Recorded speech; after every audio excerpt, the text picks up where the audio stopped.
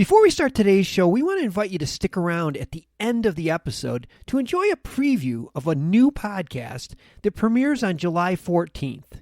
As the industry's exclusive cannabis podcast network, MJBulls is proud to present Women Leading in Cannabis. Join host Kira Reed each week for inspirational discussions with women who are leading the cannabis industry.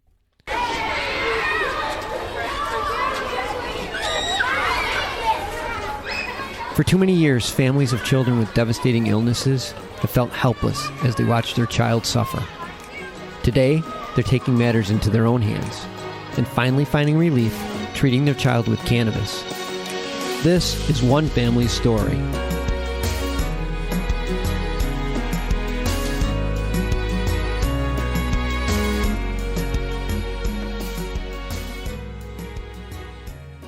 Welcome to another episode of Love and Cannabis. I'm Nina Simmons. And I'm Osiris Stephen. We are the proud parents of Aiden, Stephen. Yeah. All right. Thank you for tuning in. I hope everyone's having a great week. If anyone's out there facing any challenges, you should know that you're not alone. And, we all face challenges as well. So today's episode, we're going to start telling you the beginning stages of our journey with Aiden, and I'm giving CBD oil. So Aiden had his first seizure a little bit after a year old, about 15 months. He had his first seizure. And I remember that day he was sick. He had a cold, and I brought him into the living room, and I noticed that he was a little warm. And I told Osiris, I said, I think we should get a cold compress and some Tylenol. And then all of a sudden, he was laying on me, and then he just started going into a full grand mal seizure. It was like a nightmare. I remember screaming at the top of my lungs. Osiris, call 911. It was like people say it was your heart comes out of your chest. It was like my heart came out of my chest and my throat at the same time. It was like a nightmare. We did CPR because at that point he wasn't breathing. And I kept on saying, Aiden, come on. The seizure finally stopped before the EMS got there. So we took him to the hospital, and they said, they did all the tests, everything came out negative, and they said that, in young kids, when they do get fevers, sometimes some kids get seizures, and it's gonna be okay. And, just be careful when he gets sick to really monitor him. I mean, we were terrified and still uneasy, but we were like, okay, he's going to be okay. So we took him home, and that was it. And we, went on. Actually, the next day, he was actually really fine. No fever. He was like, if nothing happened. He actually had a good day. Then it happened again. He had another seizure, and he did have a fever. Took him to the hospital again, and the same thing. Because of his fevers, again, just monitor him. We were like, okay. It's nerve-wracking. It was scary because it was like, with kids, sometimes they'll have a fever so quickly that you can't even monitor it. So it was like kind of scary. Like anytime he has a fever, he would have a seizure. So we told the daycare people, we told family members, like, be careful. If you feel Aiden's warm, just give him a Tylenol right away.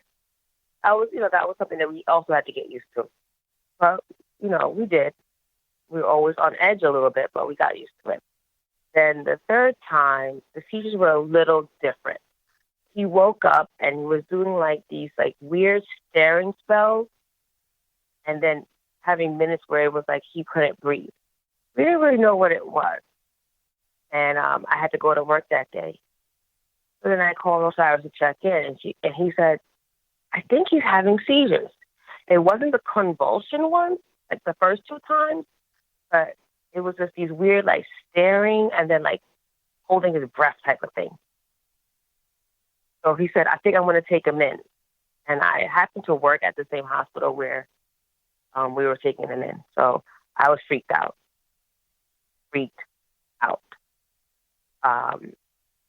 Didn't know what to even think of it. It's like a time where you just feel so in shock that you don't really even know how to how to feel. So at this point, they admitted him because he didn't have a fever. And they did all these tests. They checked his brain, did an MRI, the CT scan. And then they did a thing called EEG, where they see your brain activity. And it was then that he was diagnosed with epilepsy. He was put on medication. And then the seizures really didn't stop. The next day he got home, he was still having seizures. So then the doctors just say, okay, increase it. Okay, doctor, he's still having them. Okay, increase it. So it's like this thing where they keep increasing it. So he was on the max dose of this one medication. And I remember this day again, quite clear. I went to do a race, like a 5K. And I come home and there's an ambulance in front of our building. So when you live in Manhattan, you see an ambulance, it could be anything because all the apartments are so close. And I'm like, is that for someone in my building? And it was for Aiden. Apparently, he had a big seizure with Osiris when I was at the race. And we took him into the hospital again, and he was hospitalized. This time, they said they're going to put him in another medication. And I remember crying my eyes out because I knew this medication was very strong. And I remember thinking to myself, I hope it doesn't take his personality away. Because that is the case in some medications where, the kids are sedated or they become another personality, aggressive, so on and so forth. And I remember crying to my friend who was a physician who came to see us.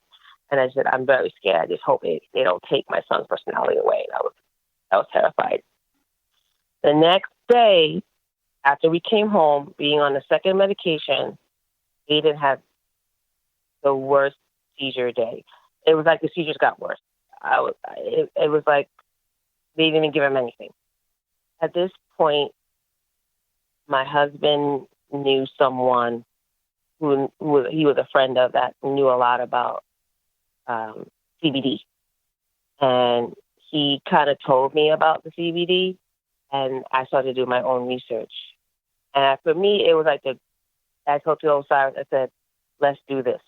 So at this point, I felt like we had nothing to lose, and we're just going to be on this slippery slope of, getting new medications and maxing them out.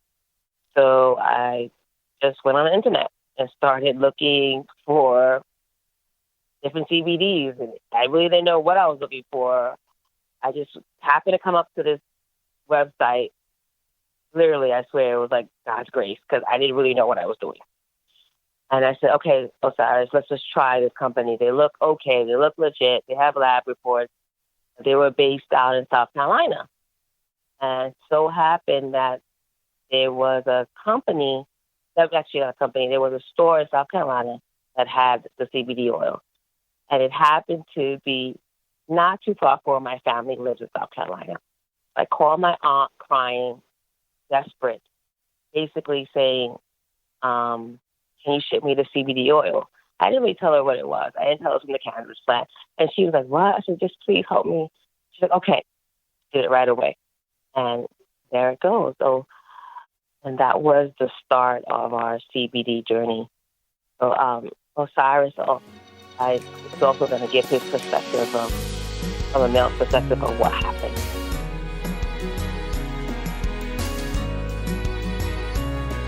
It's heartbreaking to think about your child's going through something and you are powerless to help them because you're just witnessing a body that's so small just going through these changes, especially with seizures that were becoming so violent. At the time when this all started, I had just finished leaving a job that I was with for quite some time. So I became a stay-at-home dad, so I was spending great time with him, with Aiden. And when we first experienced the first seizure, the doctor said it was going to be fine. It's just the cold. They happened to have a fever went up. And so, trusted the doctors and what they were saying. Then it happened again a month or so later, and then another one a month later. And then finally he was hospitalized.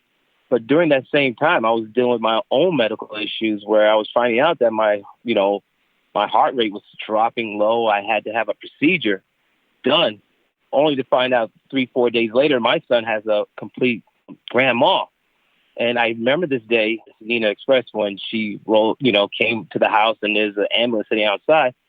He was running through the hallway, being a 2.5-year-old, just running through the hallway. And I hear a thud.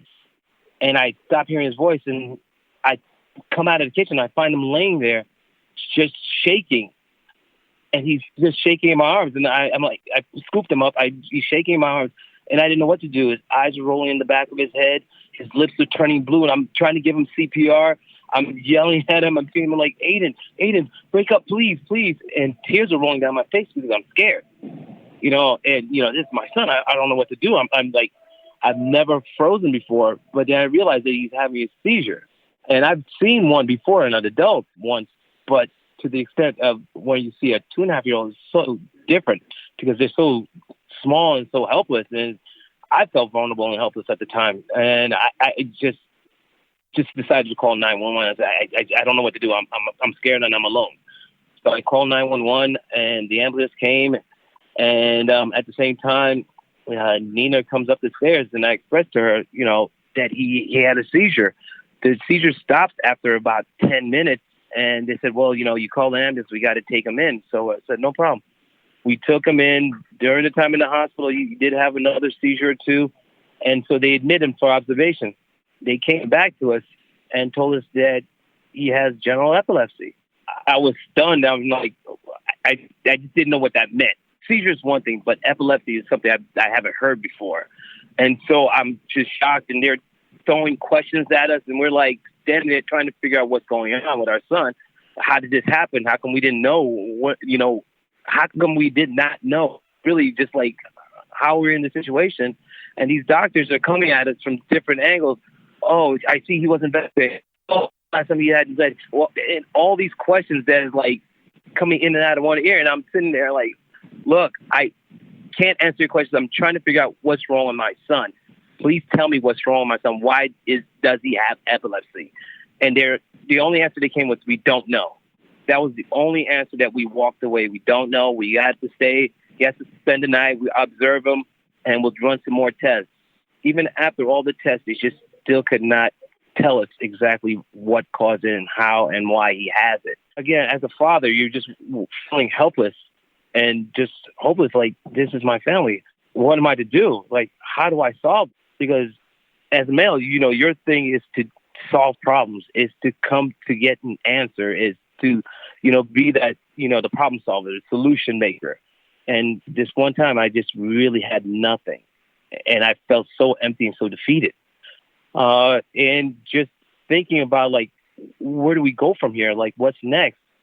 And doctors are coming in saying, well, we're going to offer this medication. Oh, he's got to take it. And then we'll see from there. And then if we need to increase it to get the therapeutic level, we'll keep doing that. I've always been apprehensive about medication, especially certain drugs, because I know the side effects can be long-term and sometimes detrimental, especially to a child. So I was already apprehensive. And I recall during my time while I was home, I was doing research on, the next industry to get into, because at the time I wasn't working. So I thought, find out. And that was the time I met a gentleman who was running a association, and it was based around cannabis and hemp. And he educated me about cannabis and stating that cannabis is a medicine, it's not what you think. And I'm like, I don't understand, because my experience with cannabis when I was younger is that you smoke around, you hang out with your friends, you're smoking, you're getting high, you're being silly, you're having the munchies, basically the stoner thought process of, what cannabis was, not knowing that a year later that I would be turning to it as an alternative to treating my son. And I recall that called me, and say, look, I have a friend I met, and he told me about cannabis being, a medicine that you could actually, it's being used to treat epilepsy and seizures in children. She was like, oh, really? I was like, yes, I think we should look into it. I think we should consider it. All right. So she did her own research. Being the medical profession that she's in, she did her research and she did find documentation on it. She's like, okay, I think we should give this a chance. I mean, we have nothing to lose, because we both were concerned about the side effects, the long-term effects. of it would have. Because I've seen stories or read stories of kids who are medicated for a long period of time start to lose a part of themselves. They're sleeping all the time. They're lethargic. They're not engaging. They're almost like lifeless or zombies. I don't want to sound negative about it, but that's what I've seen and that's what I read. And that was one of the things that we really were concerned about happening to our son while we're trying to figure out how to cure him of it. Because that's been our ultimate goal. How do we cure him? Not just treat him, but how to cure him of this. And that's what's been, created this journey for us into the unknown and taking a chance. Or, I'm not a religious person, but I do have some faith. And I looked at it as like, we're going to take a leap of faith into this and give it a shot. Despite everything else and all the stigmas that are coming with it, we said, this is for our son. We have no choice. I can't be concerned what others may see us or think about it, especially family. That's one of the things that we really could not share with our family is what we're doing with our son, because we didn't know how they would react to that. And so it was one of those things that changed everything around. But knowing that this is going to empower us if we see the change that we're hoping to see. But it was not an easy journey, to say the least, because once we were able to get the oil from South Carolina, from Nina's family, which we were very fortunate and thankful to be able to do so, we were able to learn how to dose and how to implement it. But at the same time, we wasn't too sure. We're like, are we going to be using a vape pen? Are we going to be using a blunt? Or like all these things that run through your mind, trying to figure out how are we going to implement this and how's it going to look for our lives. But to see your child from 10 seizures to 20 to 100 every day, literally you're patting the floor, you're putting a bicycle helmet on your child because they're dropping, falling on the floor. You're seeing all these variations of seizures, and it's like, okay, we have no choice. We just have no choice.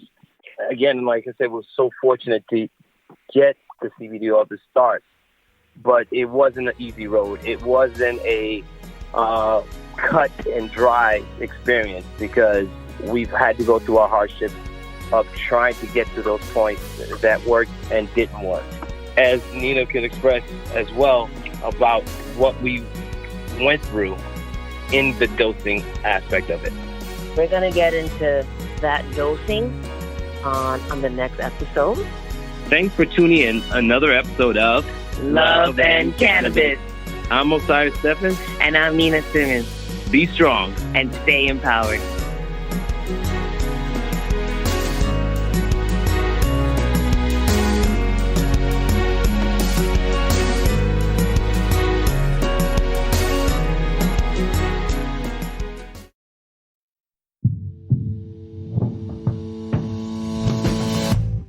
Tell me, boy, you make me so bored. You need to walk the other way.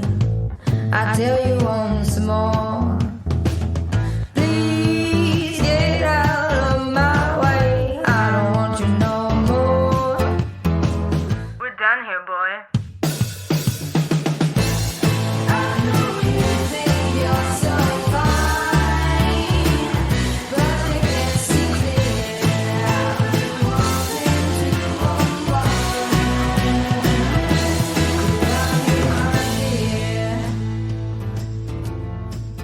Hi, my name is Kira Reed, and I'd like to invite you to be inspired by the women who are leading in the cannabis industry. Each week, we will discuss empowerment, leadership, and what it means to be a woman in charge in marijuana, hemp, and CBD. As the founder of the Women Empowered in Cannabis community, I have had the great pleasure to get to know many brilliant and talented women who are CEOs, executives, politicians, advocates, and community leaders that are focused on creating a cannabis economy that is just, fair, and equal. We'll learn how these women make decisions, how they navigate a predominantly male industry, and what they're doing to level the playing field for women. I hope you'll join us.